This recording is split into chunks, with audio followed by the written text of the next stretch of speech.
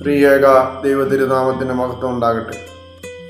എത്രയും സ്നേഹമുള്ള വിശ്വാസികളെ, ഇന്ന് 50 നോമ്പിൻ്റെ 4ാമത്തെ തിങ്കളാഴ്ച. ഇന്ന് സന്ധ്യയ്ക്ക് നിങ്ങളുമായി അല്പം ചിന്തിക്കുവാൻ ആഗ്രഹിക്കുന്നതായ വേദഭാഗം മത്തായിയുടെ സുവിശേഷം 5-ാം അധ്യായം അതിൻ്റെ 48-ാമത്തെ വാക്യമാണ്. നിങ്ങളുടെ സ്വർഗസ്ഥനായ പിതാവ് സൽഗുണപൂർണനായിരിക്കുന്നത് പോലെ നിങ്ങളും സൽഗുണപൂർണരായി തീരുവിൻ. കർത്താവ് തൻ്റെ ശിഷ്യന്മാരോട് ഒരു മലയിൽ കയറി ഇരുന്ന ശേഷം സംസാരിക്കുന്ന മൗണ്ടൻ സ്പീച്ചാണ് ഇവിടെ നമ്മൾ കാണുന്നത്. അതിലൊരു ഭാഗമാണിത്. ഇവിടെ അതിന് 43-ാമത്തെ വാക്യം മുതൽ വായിച്ചാൽ, നിങ്ങൾ കേട്ടിട്ടുണ്ടല്ലോ, ശത്രുക്കളെ സ്നേഹിക്കേണ്ട, അല്ലെങ്കിൽ മിത്രങ്ങളെ സ്നേഹിക്കുക, അയൽക്കാരനെ സ്നേഹിക്കുക, ശത്രുവിനെ ദ്വേഷിക്കുക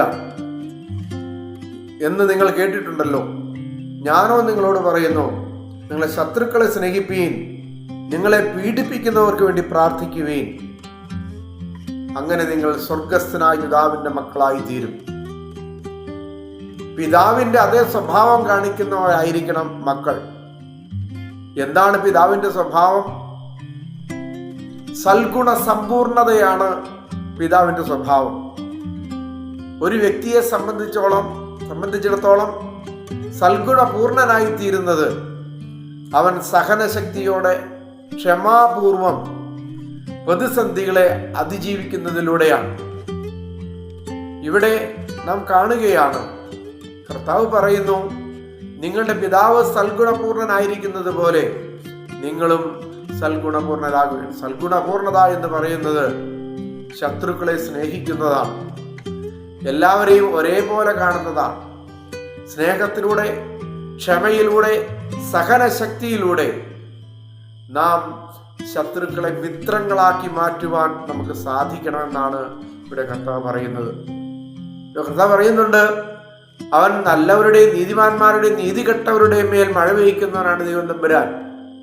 അതുകൊണ്ട് നാം അനുഗ്രഹത്തിന് വേണ്ടി പ്രാർത്ഥിക്കണം. അത് മിത്രങ്ങളുടെ മാത്രമല്ല, ശത്രുക്കളുടെയും. ഒരുപക്ഷെ നമുക്ക് സാധിക്കാതെ പോകുന്ന ഒരു സ്വഭാവവിശേഷതയാണ് അത്. അതുകൊണ്ട് എന്ത് പറ്റുന്നു? പിതാവിന്റെ സൽഗുണ സമ്പൂർണത നമുക്ക് ലഭിക്കുന്നില്ല. പിതാവിന്റെ സ്വഭാവം പകർത്തണമെങ്കിൽ നമ്മൾ സ്നേഹിക്കുന്നവരായി മാറണം. നീ ശത്രുവിനെ സ്നേഹിക്കുമ്പോൾ അവന്റെ തലയിൽ തീ കോരിയിടുകയാണ് എന്നാണ് കർത്താവ് പറയുന്നത്. ശത്രുക്കളെ സ്നേഹിക്കുമ്പോൾ അവന്റെ തലയിൽ എന്താണ് തീ കോരിയിടുക എന്ന് പറയുന്നത്?